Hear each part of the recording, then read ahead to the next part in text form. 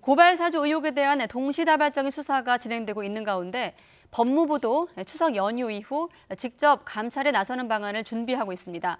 조직 진단 차원에서 사안을 들여다보고 대책을 마련하겠다는 건데 손준성 검사가 근무했던 대검찰청 수사정보담당관실 폐지 가능성이 검토되고 있습니다. 오철희 기자가 보도합니다.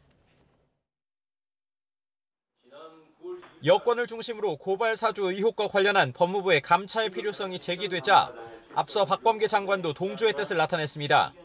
법무부도 필요한 경우에는 전체적인 문화 개선, 제도 개선 그런 차원에서 해야 될 역할들이 있다면 그렇게 준비를 할 것이고요. 실제로 그런 일들을 지금 하고 있다는 말씀을 드립니다.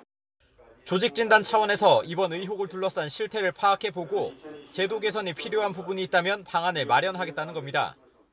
일단 고발 사주 의혹은 물론 윤석열 전 검찰총장 장모 관련 문건 의혹 등도 연관된 것으로 지목된 대검찰청 수사정보 담당관실에 초점을 맞추고 있습니다. 검찰개혁 차원에서 문재인 정부 들어 과거 범죄정보기획관이 수사정보정책관에서 지금의 수사정보 담당관으로 점점 역할이 축소됐는데 이제는 아예 폐지하는 방안이 거론되고 있습니다.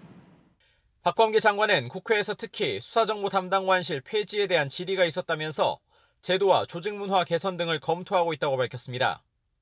현재 대검 감찰부가 진행하는 진상조사 상황은 박범계 장관에게 일절 보고되지 않는 상태로 감찰을 통해 의혹의 일부를 직접 풀어보겠다는 의중도 담긴 것으로 풀이됩니다.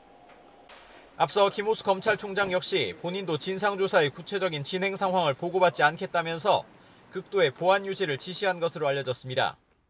법무부 관계자는 수사정보 담당관실 폐지를 비롯해 과거의 조직 관행이나 업무 역할에 개선할 점이 있는지 살펴봐야 한다면서 추석 이후 감찰 개시를 검토하고 있다고 밝혔습니다.